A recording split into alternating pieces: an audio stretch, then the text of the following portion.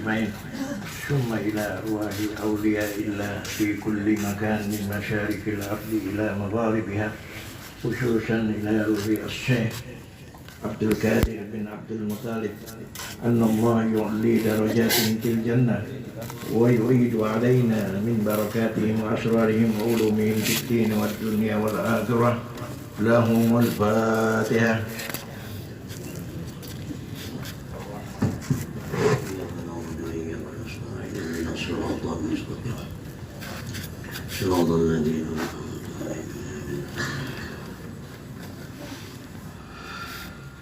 Bismillahirrahmanirrahim. Alhamdulillahirabbil alamin. Wassalatu wassalam ala asyrafil anbiya wal mursalin Sayyidina Maulana Muhammadin wa ala alihi wa sahbihi ajma'in. Pasal yang ke-6 dan pasal yang ke-7 pada menyatakan dua tangan dan dua kaki.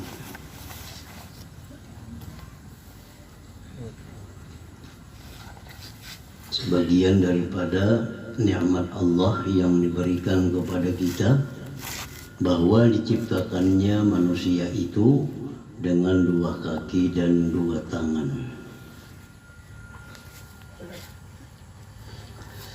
Ketahui olehmu bahwasanya Allah Ta'ala menjadikan ia bagi engkau akan dua tangan dan dua kaki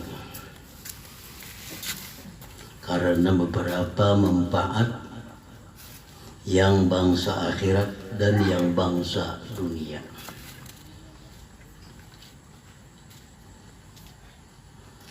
Maka adapun segala manfaat akhirat, maka mengerjakan engkau dengan keempat-empatnya akan segala pekerjaan kebajikan, seperti berjalan kepada masjid.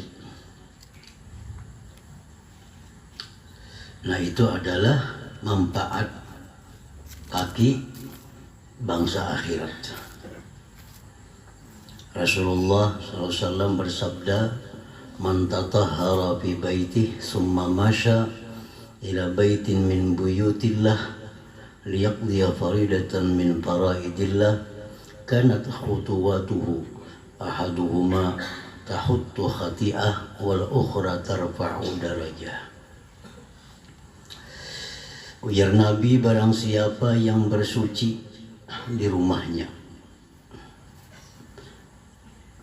kemudian dia berjalan ke suatu rumah daripada rumah-rumah Allah, masjid maksudnya, untuk menunaikan keparduan,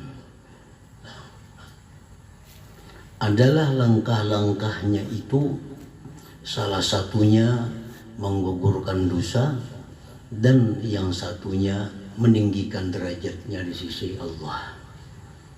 Nah, itu salah satu manfaat kaki bangsa akhirat. Manfaat kaki bangsa akhirat digunakan untuk berjalan kaki menuju masjid untuk melaksanakan keparduan. Melaksanakan keparduan itu bisa dengan sembahyang berjamaah atau dengan menuntut ilmu yang dipardukan juga. Satu batis melangkah, dosa digugurkan oleh Allah. Satu batis melangkah lagi, maka kaki sebelahnya itu meninggikan derajat di sisi Allah Subhanahu wa Ta'ala. Dan jadi di situ dijelaskan Nabi tadi, bagi orang-orang yang sudah suci di rumah. Di rumah sudah berwudu. Kalau di rumahnya kada berwudu di kolam masjid, nah ini kada masuk fadilat ini. Kada masuk dalam fadilat ini. Karena Nabi man tatahhara fi baitih, siapa yang sudah bersuci di rumah, lalu dia berjalan, nah maka jalannya itu dihitung. Seapa langkahnya dihitung, banyaknya pahala yang diterima di sisi Allah Subhanahu wa Ta'ala. Kalau baudunya di masjid, maka jalannya itu kada dihitung apa-apa.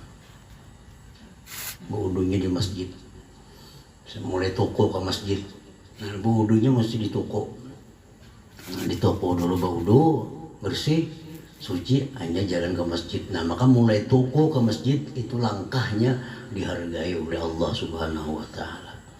Tapi kalau baudunya di masjid, ya langkahnya kada dihitung apa-apa.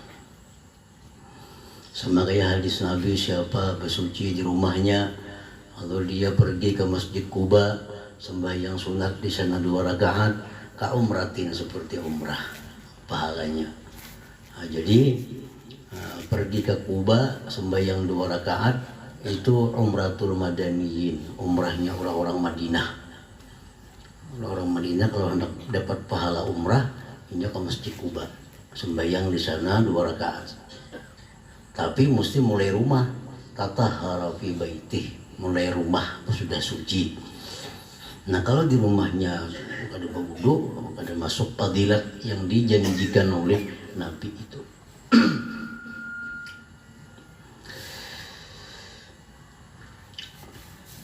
Dalam hadis lain Rasulullah menyatakan azamun nas ajran bis shalah ab'aduhum ba'aduhum mamsa. Ujar Nabi, paling besar manusia pahala dalam sembahyang itu yang paling jauh di antara mereka yang paling jauh berjalan. Jadi artinya makin jauh dari masjid, rumah kita ini makin banyak berjalan, makin banyak pahala yang didapatnya.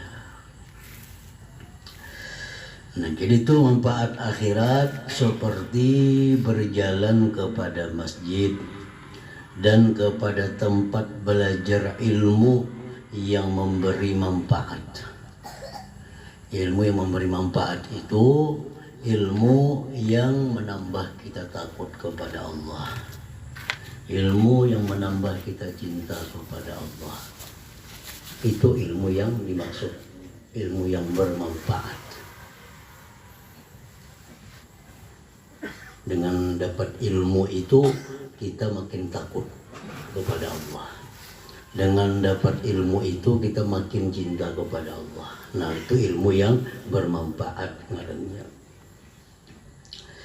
Jadi setiap dalam hadis-hadis Nabi yang membicarakan tentang keutamaan ilmu, yang dimaksud itu ilmu itu. Artinya kalau kita berangkat menuju ilmu, ilmu itu apa yang didapat dari ilmu itu? Apakah menambah pengetahuan hukum kita kepada Allah? Apakah menambah takut kita kepada Allah? Menambah cinta gemar kita kepada Allah? Nah, itulah ilmu yang seringkali dipuji-puji dengan fadilat yang macam-macam disampaikan Rasulullah. Rasulullah bersabda, man salaka tariqan yaltamisu bihi ilman sahalallahu lahu bihi tariqan ilal jannah. Jar Nabi, siapa yang menjalani satu jalan, dia menuntut ilmu, Allah mudahkan bagi dia jalan menuju surga. Ilmu apa? Ilmu yang bermanfaat. Ilmu yang bermanfaat, ilmu yang menambah pengetahuan kita tentang hukum-hukum Allah, yang menambah pengetahuan kita tentang janji ancaman-ancaman Allah. Itu termasuk ilmu yang bermanfaat. Hadis Nabi yang lain, man ghada ilal masjid la yuridu illa ayata'allam khaira aw yu'allimah kana lahu ka ajri hajjin tamman hajjatuhu. Siapa yang pergi ke masjid tidak ada tujuan lain melainkan untuk belajar ilmu atau mengajar ilmu, adalah bagi dia, ujar Nabi, seperti pahala haji yang sempurna hajinya, yang mabrur hajinya. Kita ke masjid, tujuan kita hanya satu, hendak mendengar ilmu yang bermanfaat atau mengajarkan ilmu yang bermanfaat. Nah selesai itu kita dapat pahala seperti pahala orang haji mabrur.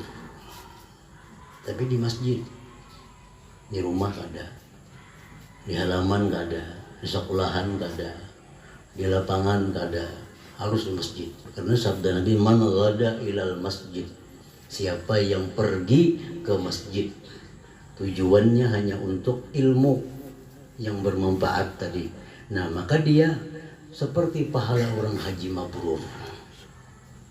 Apa haji mabrur itu?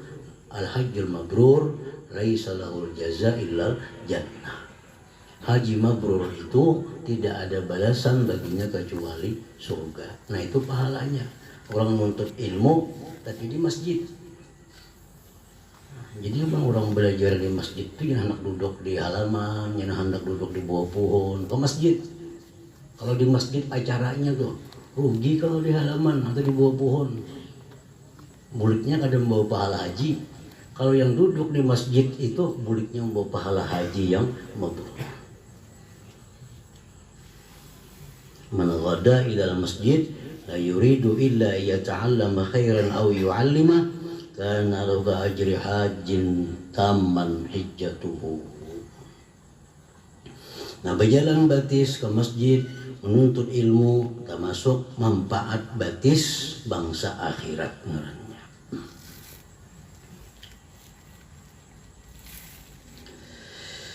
Dan berjalan kepada tempat perang sabil. Nah, itu sudah nyata. Dan tempat mengerjakan haji dan umrah. Itu manfaat batis akhirat. Dan berjalan karena ziarah dan menghubungi rahim, silaturahmi. Dan yang lainnya daripada segala ibadah yang dikerjakan dengan dua kaki. Dan seperti menghilangkan munkar dengan tangan. Nah, ini termasuk manfaat tangan dari segi akhirat. Menghilangkan munkar dengan tangan. Kita bisa melihat anak kita ada memakai baju nang kada bagus, nang dilarang agama. Nah kita pacul bajunya. Nah itu manfaat tangan dari segi akhirat.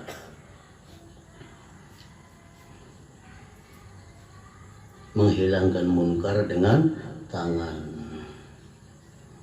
Jam Nabi kita melihat di rumah Aisyah ada tirai.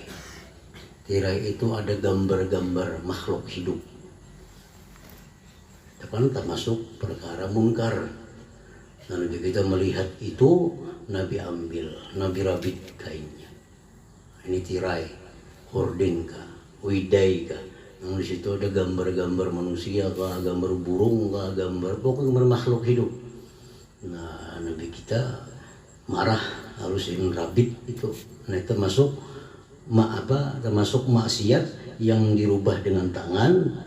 Itu manfaat tangan dari segi akhirat.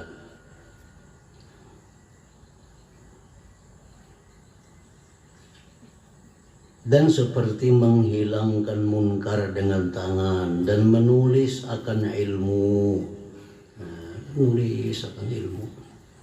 Dan berjabat tangan dengan orang yang saleh. Nah, berjabat tangan dengan orang yang saleh. Itu ada manfaat tangan dari segi akhirat. Dan yang lain daripadanya, daripada segala ibadah yang dikerjakan dengan dua tangan. Saleh, berjabat tangan dengan orang yang saleh. Saleh itu tingkatannya lebih tinggi daripada adil. Adil dulu, hanya ada saleh. Salehnya semuaan di situ datangnya. Nabi-nabi diambil dari orang saleh. Aulia-aulia Allah diambil dari orang-orang saleh.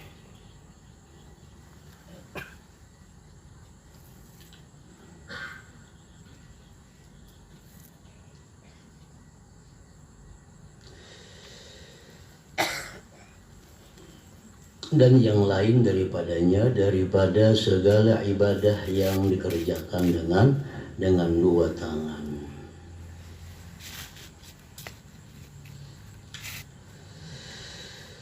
Dan adapun segala manfaat dunia, maka yaitu berusaha dengan dua tangan dan dua kaki itu pada mencari harta benda. Itu manfaat dunia. Dan segala tujuan engkau, dan memelihara engkau dengan dia tangan batis daripada mudarat, seperti lari dengan kaki daripada binatang buas, dan seperti menolak dengan tangan akan kejahatan orang yang menerkam iakan di kau. Nah, itu manfaat dari bangsa dunia.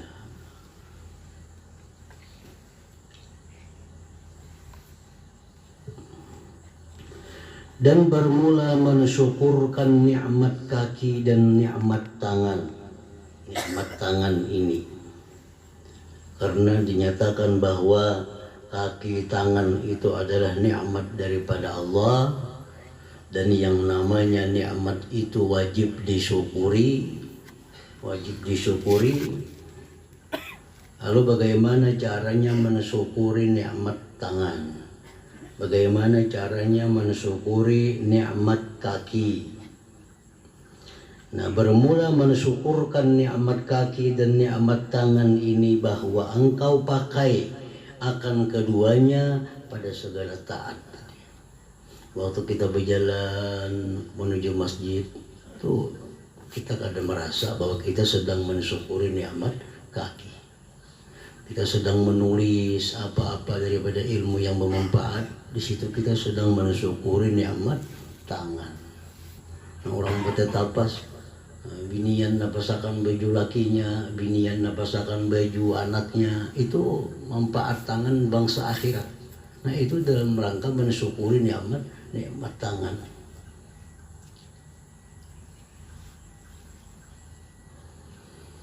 Oh, engkau pakai akan keduanya pada segala taat, dan engkau pelihara keduanya daripada tiap-tiap maksiat. Maka jangan engkau menyakiti dengan dua tangan engkau akan yang diharamkan pada syarak menyakitinya. Itu kadang mensyukuri nikmat tangan, memukul orang misalnya. Dan jangan engkau khianat dengan keduanya akan barang yang dipercayai engkau dengan dia. Menimbang emas, menimbang gelapung, menakar beras. Nah, ini dalam rangka mensyukuri nikmat tangan mesti sempurna. Kalau khianat, nah itu sudah kufur dengan nikmat tangan. Dan jangan engkau pegang dengan keduanya akan yang haram. Dan jangan engkau tulis dengan keduanya akan yang dilarang. Daripada yang memberi mudarat akan orang Islam. Dan daripada ilmu yang diharamkan seperti ilmu sihir. Nah, menulis ilmu-ilmu yang kada baik, menulis sesuatu yang dusta, itu merupakan kufur nikmat tangan. Dan kaidahnya ma kullu ma haruma nutquhu haruma kitabuhu. Tiap-tiap yang haram menuturkannya, haram juga menulisnya. Nah, itu suatu kaidah sudah. Bila haram mengucapkan, haram juga menulisnya. Kita haram menghina orang lain dengan mulut kita. Haram juga kita menulis hinaan kepada orang lain dengan tangan kita. Sama aja. Nah, taat pun demikian. Tiap-tiap yang taat, yang dapat pahala kita ucapkan, nah, dapat pahala juga kita tulis. Kita berpahala membaca Quran, kita tulis Quran, dapat pahala juga tangan kita. Dan jangan engkau berjalan dengan kaki engkau kepada tempat yang haram dan kepada tempat orang yang zalim. Itu rumah orang zalim. Nah, kita berjalan ke situ.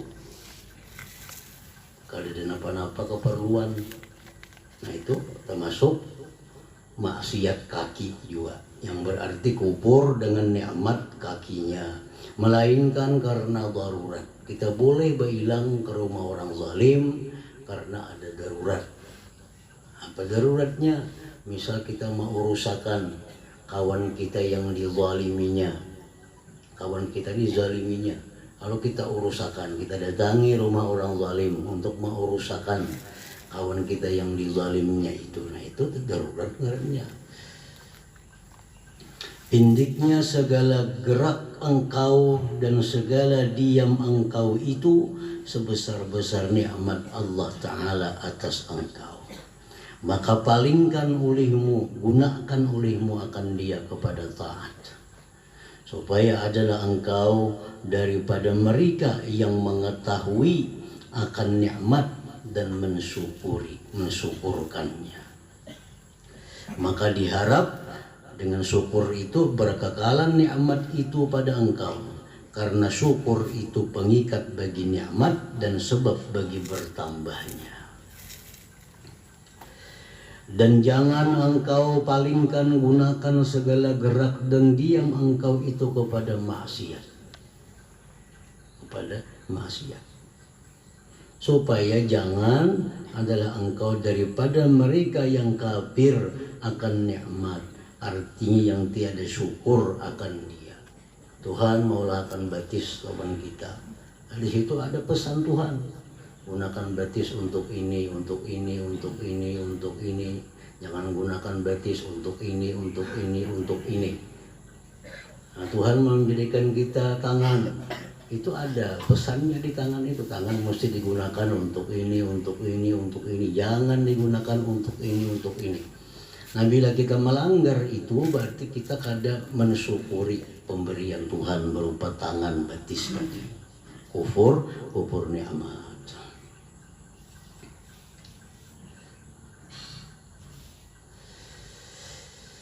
Jangan ada engkau daripada mereka yang kafir akan nikmat, artinya yang tiada syukur akan dia.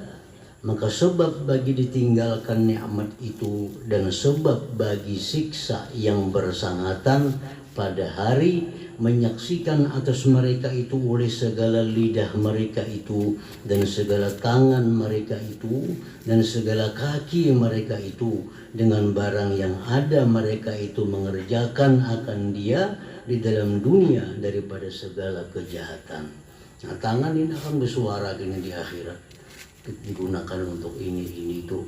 Batis bersuara di akhirat, digunakan untuk ini, untuk itu. Semuaan ada tanggung jawab di hadapan Allah Subhanahu wa Ta'ala. Nah, jadi para ulama menyimpulkan ma'asil aidi, maksiat yang lewat tangan. Satu, as-sariqah, mencurikan. Itu maksiat tangan. Al-ghasbu, merampas. Al-qatlu wad-darbu bighairi haq, membunuh, memukul dengan tiada benar. Itu maksiat tangan. Membunuh itu ada yang benar, seperti membunuh karena kisas. Nah, memukul itu ada yang benar, memukul karena kisas. Memukul anak yang kada sembahyang kalau sudah berumur 10 tahun, itu memukul yang benar. Yang maksudnya maksiat tangan ini memukul, membunuh orang bighairi haq, dengan tiada benar.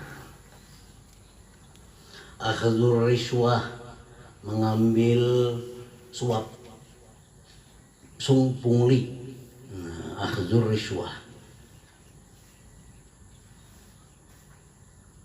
orang menyogok. Kalau lawan tangan tuh, kalau batis menunjuk duit, lawan tangan menunjuk. Nah, akhdhur riswah wa i'ta'uha, memberikan, mengambil, itu termasuk maksiat tangan. La'anallahu ar-rashiya wal murtasi, Allah melaknat orang-orang yang menyogok dan yang disogok. Yang menyogok memberi sama maksiat tangan, yang disukuk menerima maksiat tangan.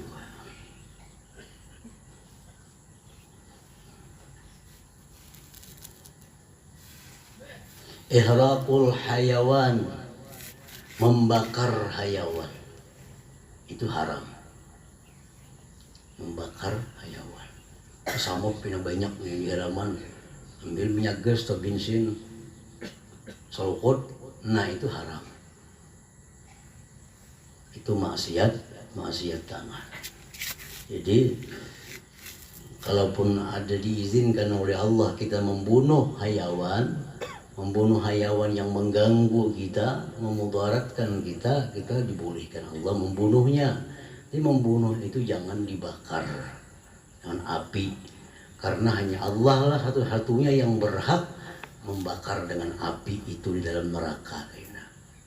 Jadi bunuh dengan cara yang lain daripada api itu. Ihraqul hayawan.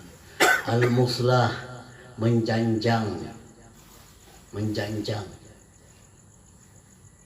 Kalau orang lawan tikus, cancang sama sekali tikusnya. Nah itu mencancang tuh.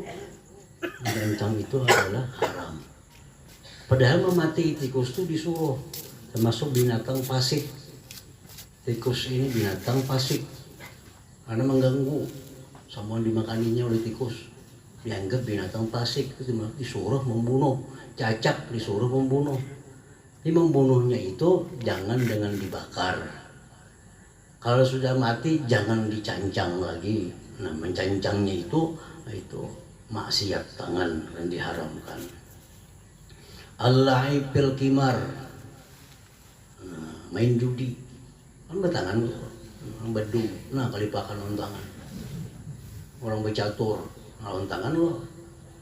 Main dadu, rimi, lawan tangan. Judi dengan alat-alat itu maksiat tangan. Wal-la'ib bil alatil muharramah, bermain dengan alat-alat yang diharamkan. Sebagian ulama ada yang mengharamkan suling, sebagian ulama ada yang mengharamkan gitar, sebagian ulama ada yang mengharamkan gambus. Yang disepakati ulama halalnya itu alat musik hanya satu, terbang. Itu yang disepakati halal. Tapi kalau terbang itu sudah ada gerincingnya di higa, itu sudah hilang. Alat rebana yang murni itu sepakat ulama halal. Tapi kalau alat rebana sudah ada gerincingnya di higa, itu sudah hilaf. Ada mengatakan masih boleh, ada mengatakan sudah kada boleh lagi karena ada gerincing itu. Gambus, suling, macam-macam serunai apa itu khilaf ulama. Bagi mereka yang mengatakan itu haram, maka memainkan itu termasuk maksiat tangan. Lamsul ajnabiyah bighairi hail, menyentuh perempuan lain dengan tanpa ada pemisah, termasuk maksiat tangan. Taswiru zi ruhin, menggambar yang punya roh. Lukis manusia. Seandainya ditiupi roh itu hidup, artinya sebagian lengkap mulai kepala sampai ke betis. Menengger sini aja, nah itu khilaf ulama. Bisa melukis manusia tinggal dada aja, karena itu menditiupi roh hidup lah kira-kira, enggak dada itu manusia. Menggambar harimau komplit sampai buntut-buntutnya ada, nah ini haram. Tapi kalau kepala harimau aja bang, nggak bulu aja, nah ini khilaf ulama. Karena kalau sebagian itu digambar harimau dilukis, tiupi roh hidup. Kalau kepalanya aja bang, awaknya kan itu tiupi roh hidup ada, nah ini khilaf ulama. Ini menggambar makhluk hidup secara utuh, nah itu diharamkan.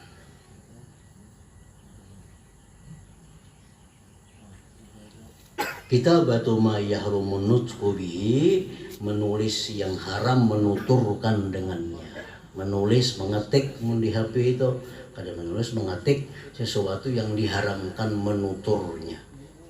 Sesuatu yang haram kita ucapkan, haram juga kita ketik di HP kita. Nah itu yang disimpulkan oleh sebagian ulama tentang ma'asil aidi, maksiat-maksiat lewat tangan. Masih banyak lagi maksiat-maksiat lain yang disebutkan di sini, macam mengamasi tangan dengan cincin bagi laki-laki, cincin amas. Itu dibeli pakai emas, cincin amas. Ini maksiat lewat tangan gua. Nanti laki-laki begalang-galang amas. Nah ini maksiat lewat tangan. Nah pokoknya maksiat-maksiat yang kita biarkan di tangan, itu berarti kita kadang mensyukuri Allah memberikan tangan kepada kita. Ini bila tangan terus stroke hanya tahu betapa ngalihnya kalau ada tangan nih.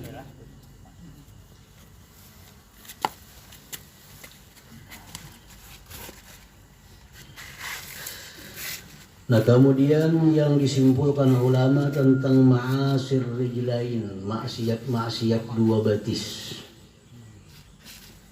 Ibaquz zaujah, larinya seorang istri daripada lakinya. Bininya tajun, keluar rumah kada beizin. Nah bininya keluar rumah kada beizin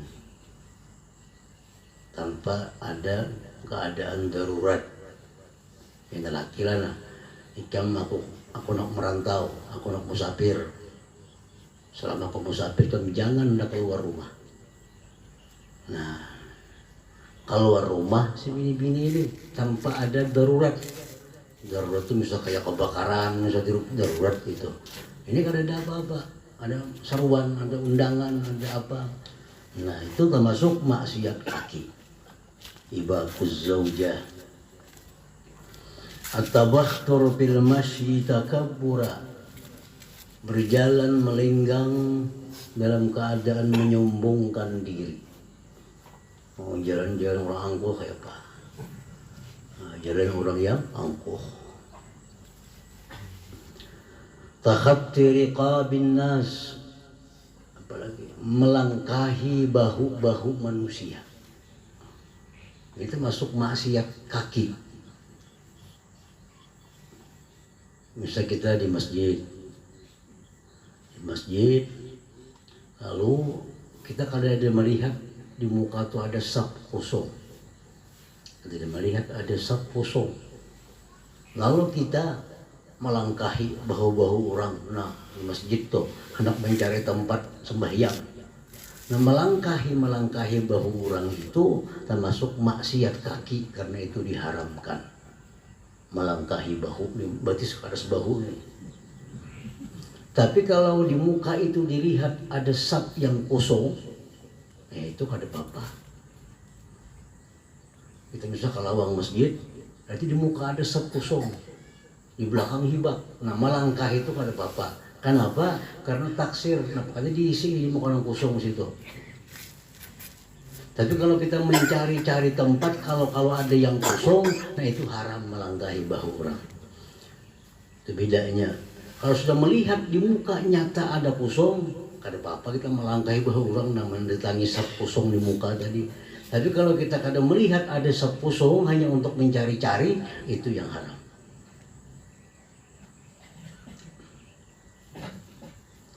Al-murur baina yadail musalli. Ini maksiat batis juga. Liwat di hadapan orang sembahyang.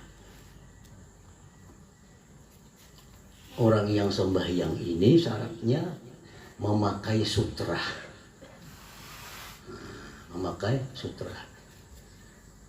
Sutra itu macam-macam bentuknya, bisa dinding masjid.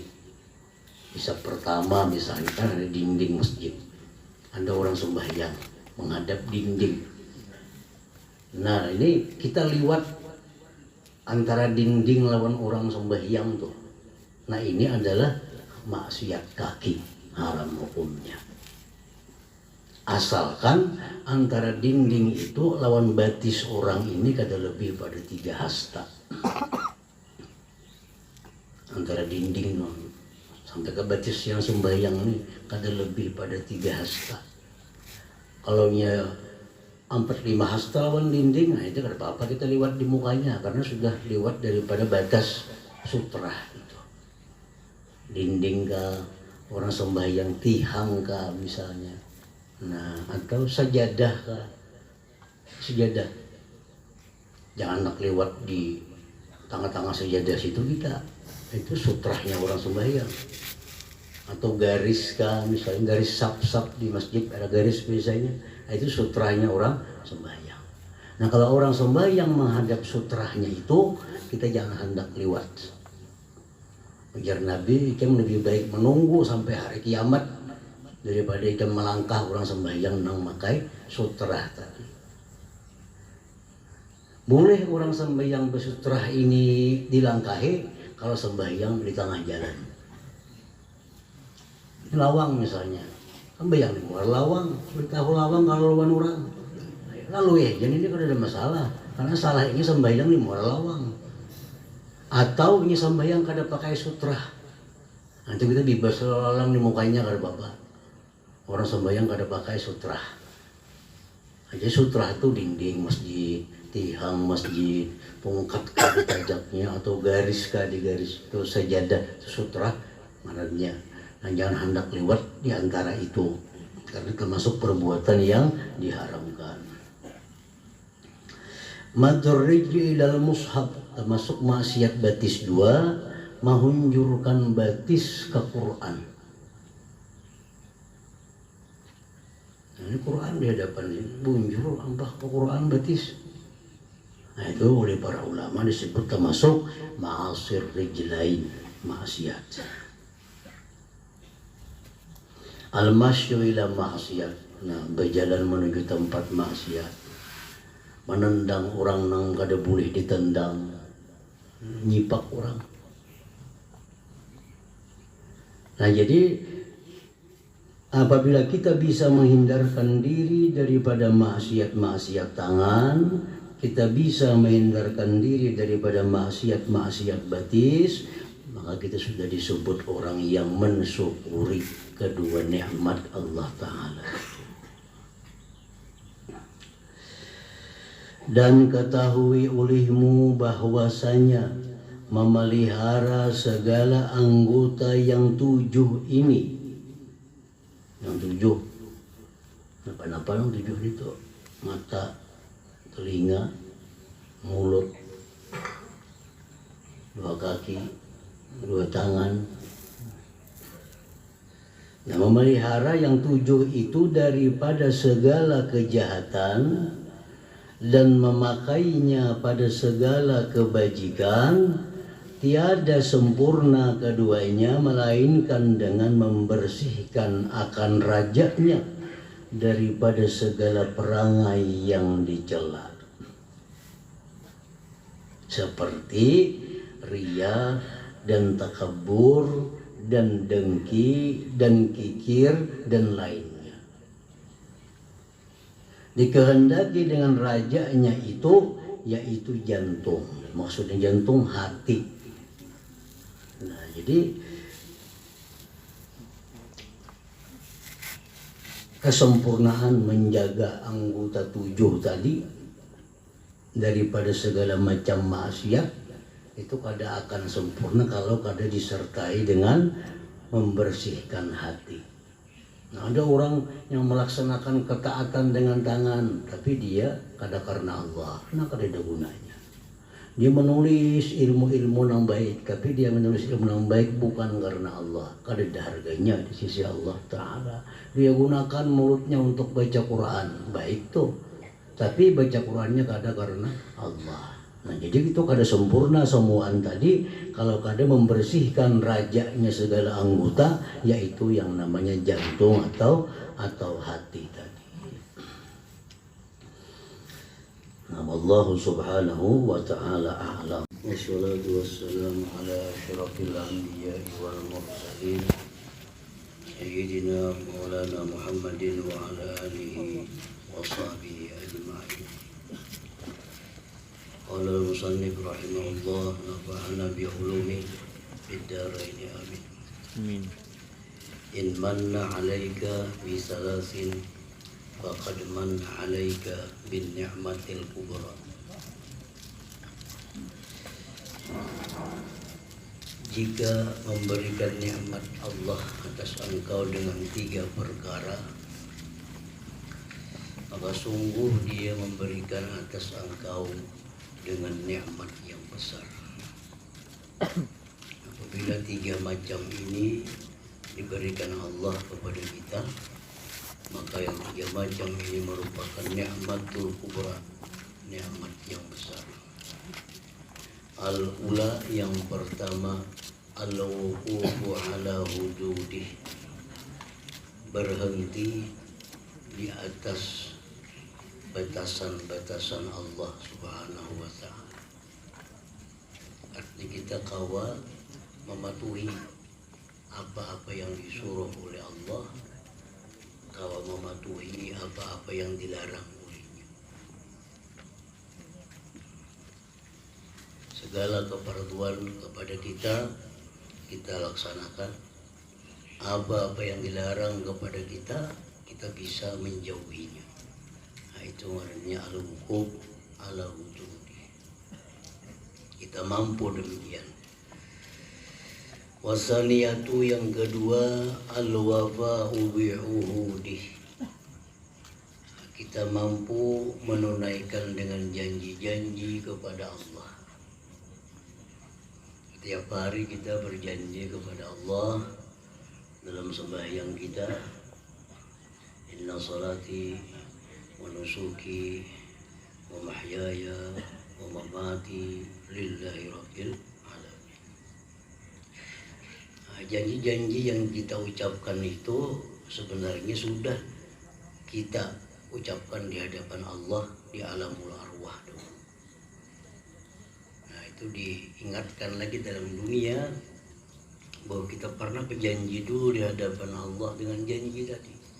Inna salati, sesungguhnya sembahyang, wa nusuki, dan segala amal ibadah, wa mahyaya, dan hidupku, wa mamati, dan matiku, lillahi rabbil alamin, untuk Allah Tuhan semesta alam. Nah, kita kalau menepati itu, ini nikmat besar yang kedua. Kita sembahyang untuk Allah, artinya untuk ridha Allah Ta'ala. Kita ibadah-ibadah lain, nusuki, untuk ridha Allah Ta'ala. Hidup kita pun untuk ridha Allah Ta'ala. Dan mati kita pun mati untuk ridha Allah Ta'ala. Itu al-wafa bi'uhudi.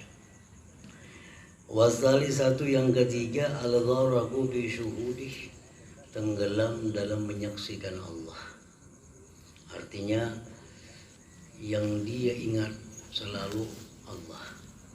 Melihat apapun yang dilihatnya, ia ingat kepada Allah. Kejadian apapun yang dia alami, dia ingat kepada Allah. Itu artinya al-gharaq bi syuhudi. Kalau kita diberi Allah 3 hal itu sudah nikmat yang besar. Nikmat yang besar. Larangan Allah kita berhenti, yang disuruhnya kita laksanakan. Hidup mati demi keridhaan Allah. Segala ibadah yang dicari keridhaannya Allah. Dan kejadian apapun yang dialami, ingat bahwa itu adalah dari Allah. Nah, 3 hal itu bila Allah berikan kepada kita, maka berarti Dia sudah memberikan nikmat yang besar kepada kita.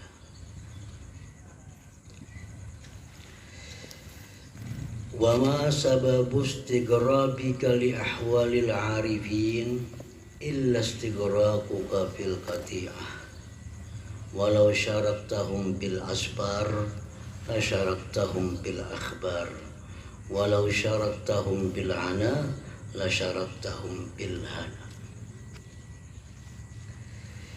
Tidak adalah sebab engkau itu menganggap aneh keadaan orang-orang ma'rifat, melainkan karena engkau tenggelam dalam kebatilan. Orang-orang ma'rifat itu kadang-kadang dianggap aneh tingkah lakunya oleh sebagian orang-orang.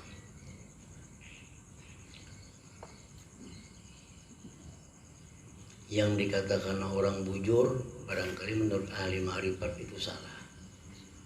Barangkali mesti kita kahulu, ahli ma'rifat ini bisa kehilir. Nah, kalau kita anggap aneh-aneh ya perbuatan sidin tuh. Nah, kenapa kita menganggap aneh tingkah laku orang yang ma'rifat itu? Karena kita tenggelam dalam kebatilan. Kita kada sama lawan mereka. Kalau mereka sibuk dengan Allah, kita sibuk dengan yang sia-sia. Lalu kita kada tahu sama menilai tingkah laku orang-orang yang arif itu. Seandainya engkau bersama mereka dalam perjalanan, niscaya engkau bersama mereka dalam kabar-kabar. Karena kita tak imbai orang arif itu dalam satu perjalanan, niscaya cerita kita sama cerita dengan mereka. Jikalau engkau bersama-sama mereka dalam kesusahan, dalam mujahadah dulunya, niscaya engkau bersama mereka dalam kelapangan, dalam kelapangan. Nah, jadi oleh karena kita ini musafir pada umpat lawan sidin mujahadah, kita kada umpat lawan sidin, kita bertinggal terus. Nah, oleh karena itu apa kabar dari sidin kita kada salah menerima, karena kita kada umpat. Jangan kita umpat bersama-sama sidin dalam musafir, umpat sama-sama mereka itu dalam mujahadah. Nah, kita bersama-sama mereka juga dalam segala hal, dalam kelapangan, dalam kabar tadi.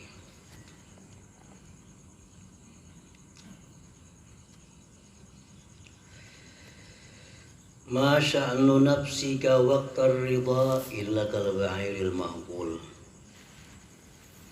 Tidak adalah keadaan nafsu engkau pada waktu kita diridhai oleh Allah, melainkan seperti unta yang diikat. Kita sembahyang, kita sedang diridhai oleh Allah. Kita puasa, sedang diridhai oleh Allah. Kita nuntut ilmu, sedang diridhai oleh Allah. Kita tahajud malam, tadarus Quran, sedang diridhai oleh Allah. Nah, di saat sedang Allah ridha kepada kita itu, nafsu kita diikat seperti unta. Faida saya becahu, bila engkau lepas unta itu, ikatan itu, intalaka dia jalan. Namun yang nafsu ini kita lepas, adanya maupun bangun tengah malam. Nafsu pun bangun tengah malam hari dingin-dingin. Maka nafsu hendak baca Quran, namun kita lepas.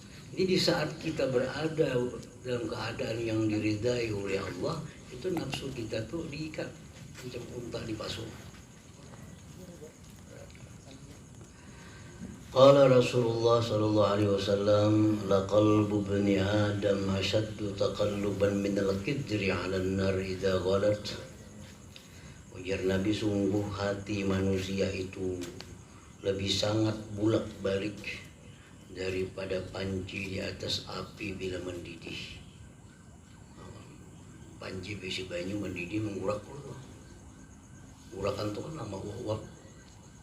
Nah, hati manusia itu lebih cepat daripada itu berubah-ubah. Lebih cepat.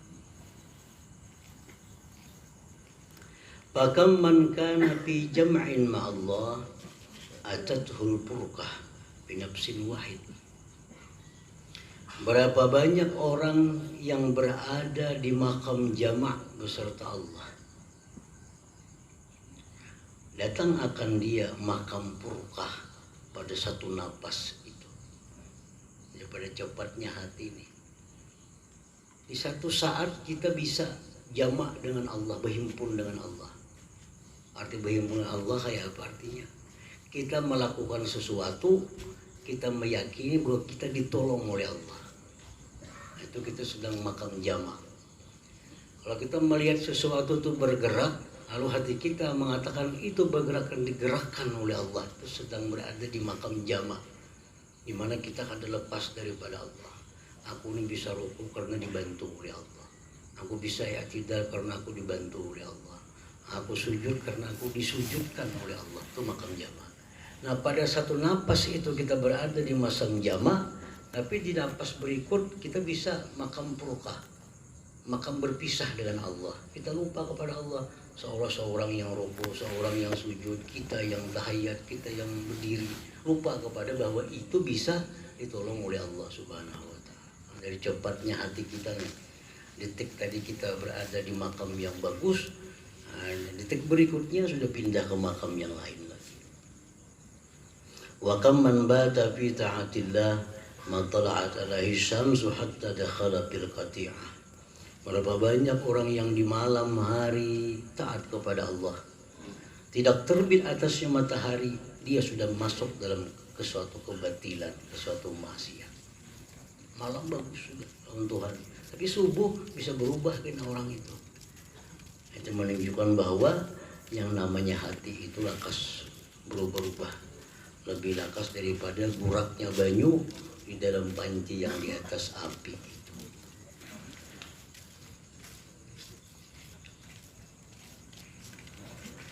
Al-qalbu bimasabatil ain, bermula hati itu menempati mata, seperti mata. Wal ainu la tara biha kulliha, dan mata itu tidak melihat, dan engkau tidak melihat dengan mata itu seluruhnya. Ini mata. Kita kadang melihat sesuatu dengan sebagian mata itu. Bal bimiqdaril adasah minha, yang kita melihat itu hanya sekadar sesuatu yang kecil yang ada di mata itu. Retina mata. Itu yang penglihatan nih. Bukan sebagian mata ini melihat kada. Yang putih itu kada apa-apa, itu kada melihat apa-apa mata kita yang putih. Yang hirang itu pun kada sama hirang. Yang ada tuh halus. Nah, itu yang melihat. Retina mata. Yang bukan putih mata, bukan sebagian hirang mata yang melihat tuh ada, tapi yang melihat tuh ada sesuatu yang halus di dalam menghirang tuh. Nah, bagadzalika al-qalbu la yuradu minhu al-lahmaniyah. Demikian pula hati itu tidak dikehendaki dengan hati itu daging. Hati itu gana. Nah, misal kayak ini sama sini. Dan sapi apa? Hati sapi, hati kambing, enggak ada. Bukan itu yang dimaksud dengan hati itu. Bal tetapi allatifatul lati auda'aha Allahu bihi, yang dimaksud dengan hati itu adalah sesuatu yang halus yang Allah letakkan pada daging itu. Di dalam daging hati itu ada sesuatu yang halus. Nah, wahiyal mudrikah, itulah yang namanya mudrikah, yang memperdapati, yang kita tafakur, yang kita memaham, yang kita mengerti, itu yang halus ada dalam daging yang ganal itu. Jadi yang dimaksud hati itu bukan hati daging sebagian itu ada.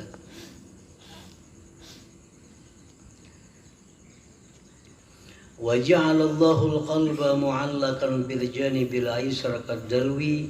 Allah jadikan hati itu digantung di sisi kiri seperti timba, digantung dada kiri seperti timba. Fa'in haba alaihi hawa syahwah, jikalau bertiup atas hati itu keinginan syahwat, harrakahu, dia menggerakkan ke sana. Wa'in haba alaihi khatirut taqwa, jikalau menggerakkan atas hati itu li khatar taqwa, harrakahu, dia akan menggerakkan kepada taqwa. Fataratan yaglibu alaihi khatirul hawa, terkadang menang atas hati itu geritik hawa. Lalu maka hendak macam-macam, hendak keramaian, hendak keduniaan, itu menang geritik hawa. Wataratan yaglibu alaihi khatirut tuqa, dan terkadang menang atas hati itu geritik takwa. Sehingga kita hendak berbuat baik ini, berbuat baik itu. Karena hati kita pada luput daripada itu. Kadang-kadang hendak merusakkan hawa nafsu, kadang-kadang merusakkan perintah Allah. Nah, kayak timba kemana angin meniup.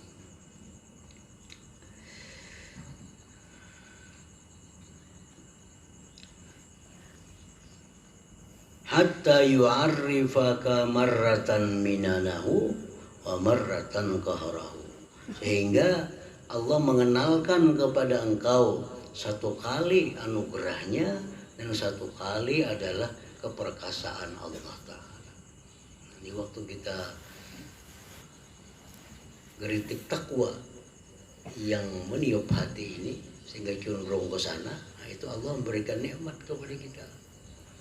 Begitu hati kita ini cenderung ke sini digerakkan oleh khatar hawa, berarti Allah itu menggagahi kita, nah, mengalahkan akan kita.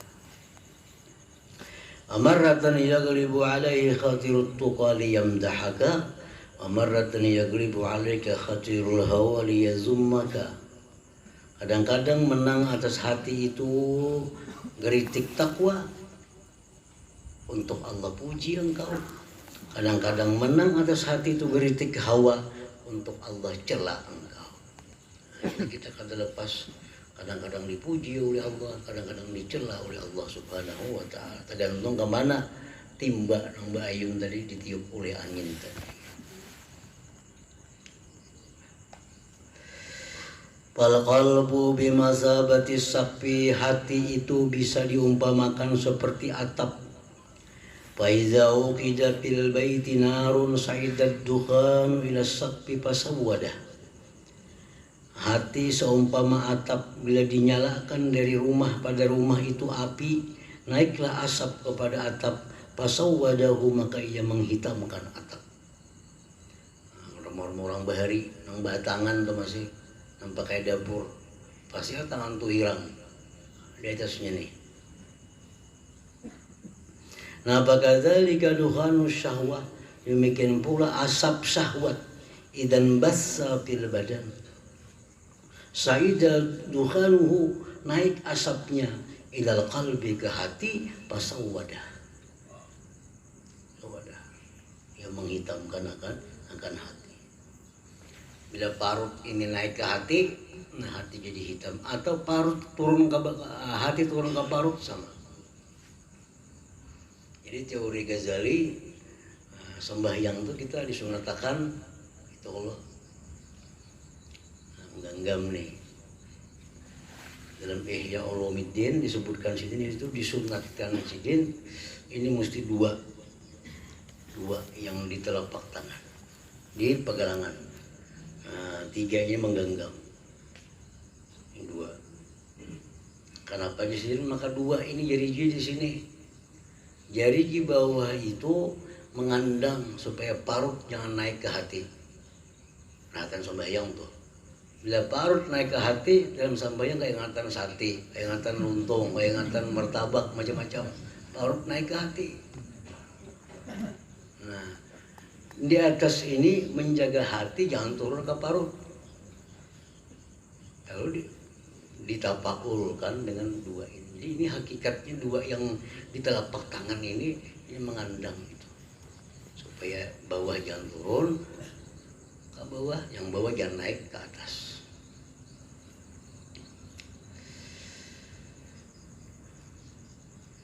Idza zalamatkal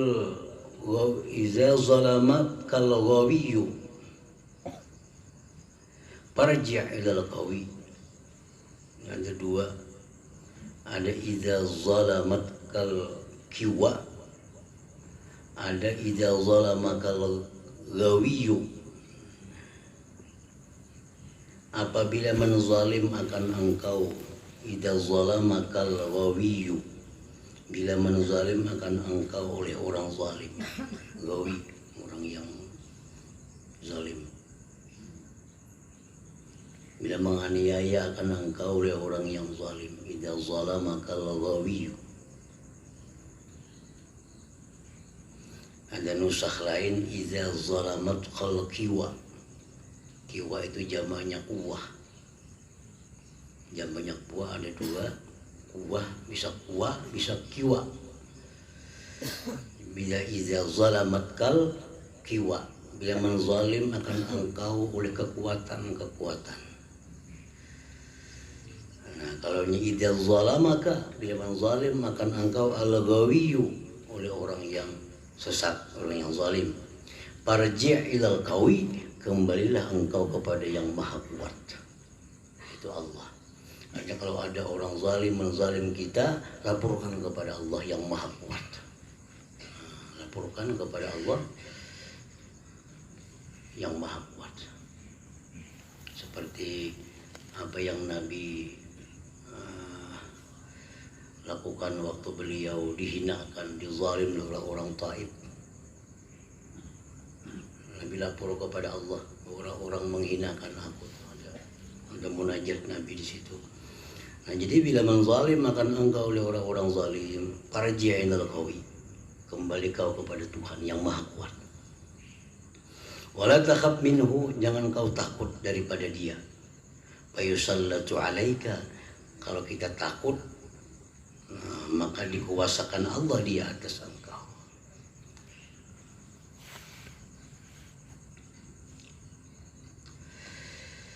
Misalu man yashhadul adrara minal makhlukin, perumpamaan orang yang menyaksikan akan kemudaratan itu dari makhluk. Ini dihina orang. Ini melihat yang menghina aku ini Fulan bin Fulan. Dia dizalim orang. Dia melihat yang menzalim aku adalah Fulan bin Fulan. Hanya sampai situ.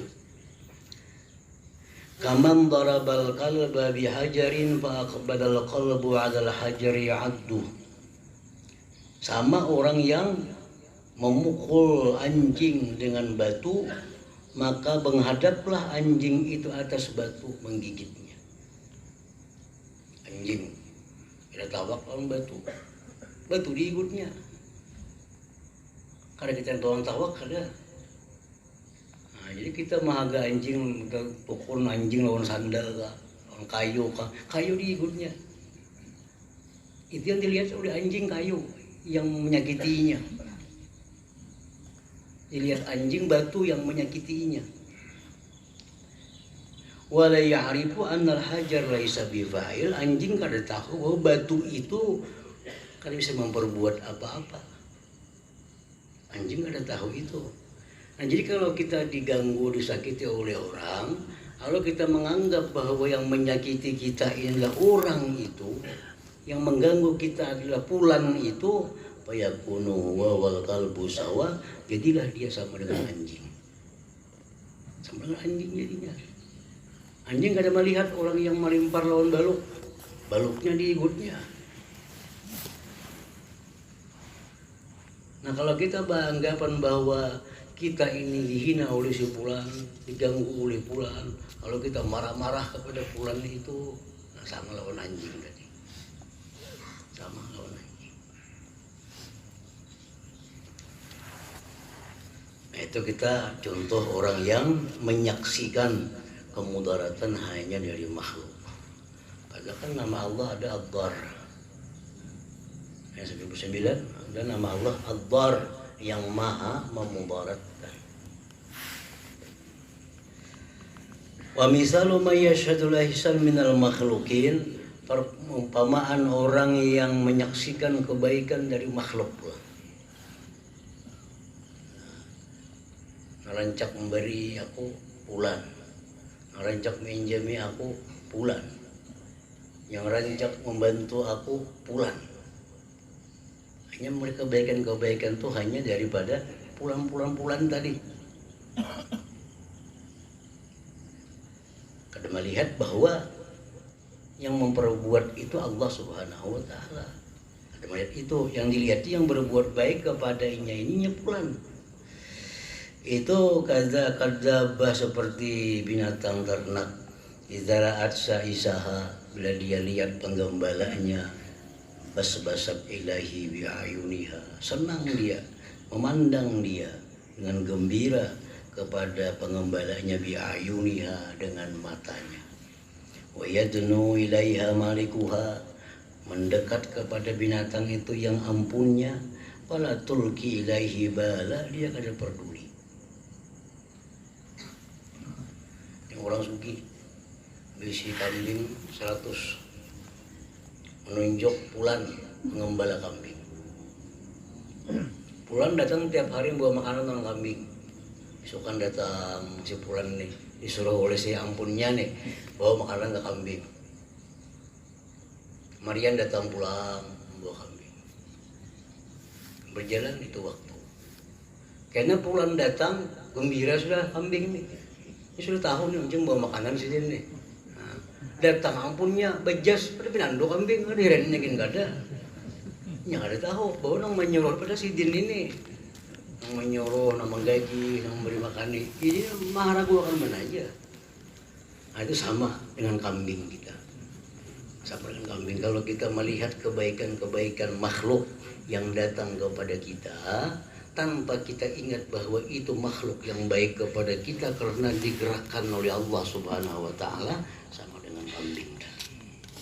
Kambingnya kada sampai pikirannya, ininya pengembala, ini digaji juga, disuruh orang juga, ada tahu kambingnya, tahu ini paling cak membawa rumput, itu yang disenanginya. Datang ampunnya pada tulki ilaihi bala, ada pedulinya. Nah, fa'in kunta akila, jika engkau berakal, fashhadil asya minallah azza wa jalla. Saksikanlah dengan mata hati engkau akan segala sesuatu itu minallah azza wa jalla, dari Allah Subhanahu wa Ta'ala.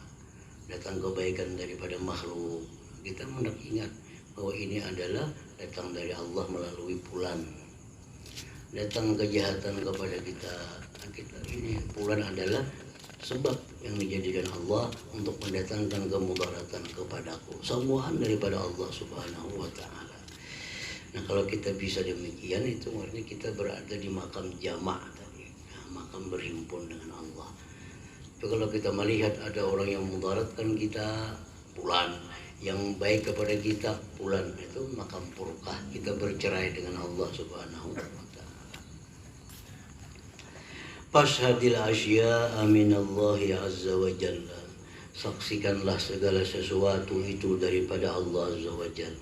Wala tashhadha min ghairi, jangan kau saksikan sesuatu itu daripada selain Allah Subhanahu wa Ta'ala. Laisa ta'ihu man taha fil bariyah, bal ta'ihu man taha an sabilil huda. Bukanlah orang sesat itu orang yang tersesat di hutan belantara.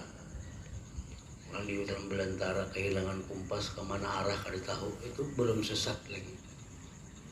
Yang sesat sebenarnya itu orang yang tersesat daripada jalan petunjuk. Itu yang sesat. Orang yang kada tahu kemana petunjuk, kemana jalan yang diridai oleh Allah. Nah, itu bujur-bujur sesat. Yatlubul aizza minan nas wa la yatlubuhu minallah azza wa jalla. Ini orang sesat. Dia menuntut, dia mencari kemuliaan dari manusia, tidak menuntut kemuliaan kepada Allah Subhanahu wa Ta'ala. Padahal sudah Asmaul Husna sudah menjelaskan yang namanya Al-Mu'izz itu Allah, yang namanya Al-Muzil itu Allah. Kan di Asmaul Husna ada itu. Allah Al-Mu'izz yang maha memuliakan. Jadi kalau kita hendak mulia, minta kepada Allah.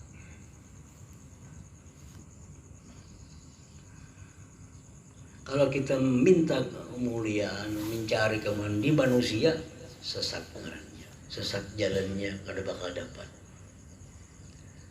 Doa Nabi Khidir itu kan, Ilahi as'aluka bipakri ilaika antukhalliyani an sifatil muhlikat wa tuhalliyani bisifatil munjiyat hatta akuna abdan azizan indaka wa inda khalqik.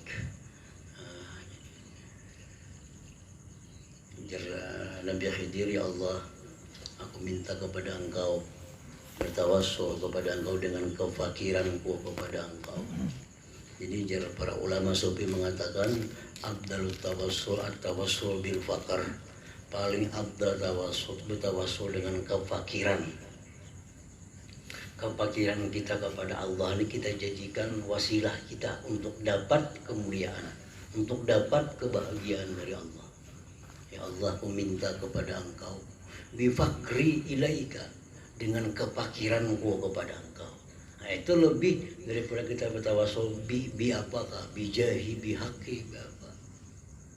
Yang paling tinggi tingkat tawassul itu tawassul bil fakar, Allahumma inni as'aluka ya Allah, aku minta kepada engkau bifakri ilaika, dengan kefakiranku kepada engkau, antuhalliyani, bahwa engkau bersihkan aku, an sifatil muhlikat, daripada sifat-sifat tercela, wa tuhalliyani, engkau perhiasi aku bisifatil munjiat, dengan sifat-sifat yang menyelamatkan, hatta aku abdan aziza, sehingga aku menjadi seorang hamba yang mulia, indaka, di sisi engkau, wa inda khalqik, dan di sisi makhluk engkau. Jadi mencari kemuliaan itu kepada Allah. Kayak apa caranya mencari kemuliaan di sisi Allah? Dengan cara membersihkan diri dari sifat tercela, menghiasi dengan sifat terpuji. Kalau kita mencari kemuliaan dengan makhluk, maka disebut taih, sesat artinya, taihun. Aman talabahu minan nas, siapa mencari kemuliaan dari manusia, faqad akhta'at tariq, dia sesat jalan. Kada bakal dapat. Kita mencari kemuliaan di manusia, kada bakal dapat. Tapi kalau kita mencari kemuliaan dengan Allah, Allah perintahkan hati manusia untuk memuliakan kita, jadi dah.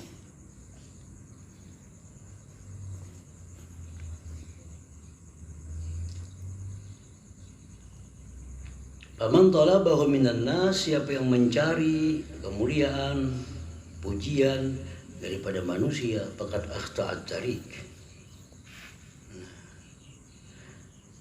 Kayak Luqman Hakim dikisahkan, betunggangan unta. Sidin buat anak sidin seekung di unta. Ujar orang-orang, Luqman purunnya membuat unta beranak, unta halus. Kalau kasihan kawan unta dibuat berdua. Ya. Turunakan sidin anak sidin berjalan, sidin berbuat di unta jalan. Muncul orang terlalunya Luqman anak suruh berjalan, seorang berbuat di unta, ada kasihan kedua anak.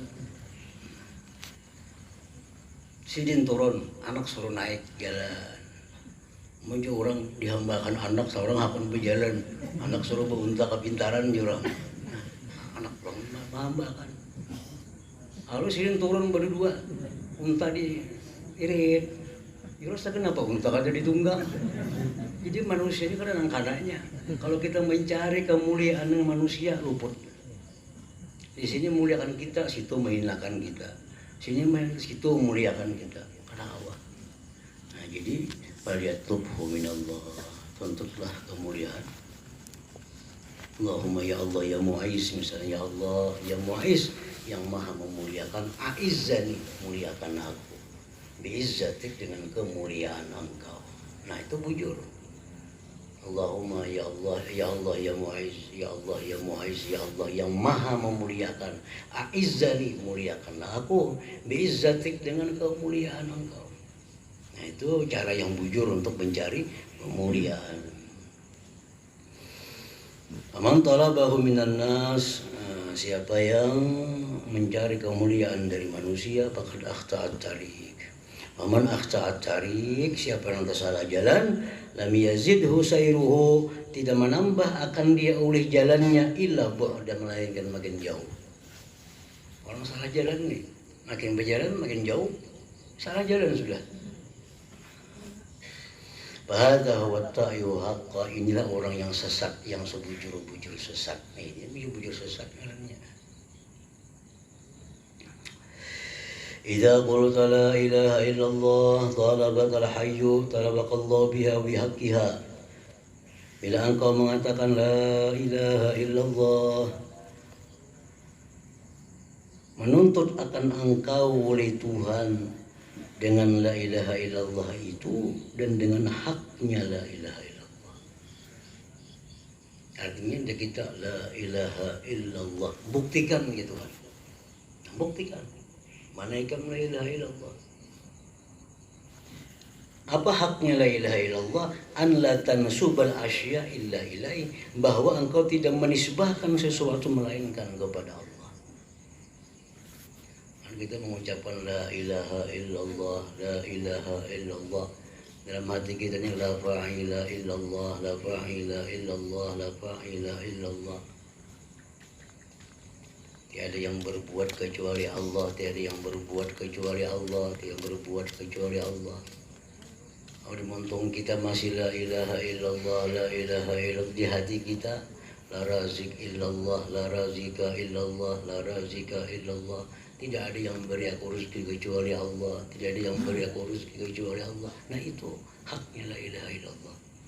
Kita mengucapkan la ilaha illallah, la ilaha illallah dalam hati kita, la syafi illallah, la syafi illallah. Tidak ada yang bisa menyembuhkan kecuali Allah.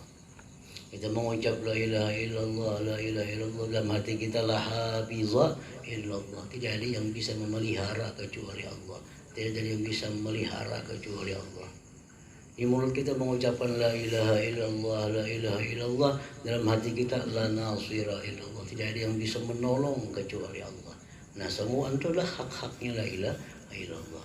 Jadi kalau kita mengucap la ilaha illallah, ya Tuhan buktikan bahwa tidak ada yang berbuat kecuali aku, tidak ada yang berezeki kecuali aku, tidak ada yang menolong kecuali aku, tidak ada yang melihara kecuali aku, tidak ada yang menyembuhkan kecuali aku. Nah bila kita mengucap la ilaha illallah, kita masih menganggap ada yang bisa menolong kita selain Allah, berarti kita sudah menyalahi apa yang kita ucapkan la ilaha illallah itu. Nah, idza qulta la ilaha illallah talabakal haq, talabakallahu biha wa bihaqqiha. Allah menuntut engkau dengan la ilaha illallah wa bihaqqiha, dan dengan haknya la ilaha illallah. Apa haknya? Tidak engkau nisbahkan segala sesuatu melainkan kepada Allah. Jadi dalam permulaan kita, ayo kita dulu la ilaha illallah, tiada Tuhan yang disembah selain Allah, tiada Tuhan yang disembah selain Allah. Pada permulaan kita kayak itu dulu. Tapi harus dinaikkan gina bertahap kepada la ilaha illallah. Tidak ada yang berbuat kecuali Allah, tidak ada yang berbuat kecuali Allah. Nah, jadi 1000 kali kita dalam hati membisiki hati, lawas-lawasan berbekas dalam hati kita. La ilaha illallah, la ilaha illallah. Di hati kita ini la ilaha illallah, la ilaha illallah. Biar jadi muntung la ilaha illallah, karena itu maksur dari Nabi. Cuma di hati kita la ilaha illallah, la ilaha illallah. 1000 kali sehari membisiki hati la ilaha illallah. Sekian bulan kita jadi melihat apapun kita ingat la ilaha illallah. Tidak ada yang berbuat kecuali Allah. Diberi orang nikmat, dalam hati kita ingat la ilaha illallah. Karena tiap hari ribuan kali zikir membisiki hati la ilaha illallah, la ilaha illallah. Nah, sampai 40 hari gini, beri 1000 sehari, bekas hati ininya, bekas. Ada ingat apa, datang apa kejadian, la ilaha illallah. Datang kebaikan, la ilaha illallah. Datang mudarat, la ilaha illallah. Akibat kerancakan hati dibisiki dengan la ilaha illallah. Nah, karena hanya la ilaha illallah itu secara umum hanya dihalusi. Razika, la razik illallah, la syafi illallah, la hafiz illallah, la nasir illallah. Itu cabang-cabang daripada la ilaha illallah. Jadi permulaan kita dalam zikir la ilaha illallah itu ya, tiada yang disembah kecuali Allah, tiada yang disembah kecuali Allah, tiada yang disembah kecuali permulaan kita. Itu harus dinaikkan. Nah, bila ingat situ aja masih bertahan kayaknya, masih tadi menganggap batu yang menyakiti, menganggap bulan yang menyemani. Kalau masih tiada yang disembah selain Allah aja. Nah, supaya bisa kayak tadi caranya zikir sekian sehari, membisiki hati dengan la ilaha illallah, la ilaha illallah. Nah, misalul qalbi ma'an nafsi. Allah Nabi sallallahu alaihi wasallam. Ya kana ya kana nasta'in siratal mustaqim siratal ladzina an'amta 'alaihim. Bismillahirrahmanirrahim. Alhamdulillah rabbil alamin. Wassalli ala sayyidina Muhammad wa ala ali sayyidina Muhammad. Allahumma ij'al jam'ana hadha jam'an maghfura wa tafarruqana min ba'dihi tafarruqan ma'suma. وعلما علما نافعا وعملا عملا مقبولا ورزقا رزقا واسعا حلالا طيبا. اللهم افتح علينا فتوح العارفين، اللهم افتح علينا فتوح العارفين، اللهم افتح علينا فتوح العارفين، واجعلنا واحبابنا من عبادك الصالحين من اوليائك المتقين برحمتك يا ارحم الراحمين. صلى الله على سيدنا محمد واله وسلم.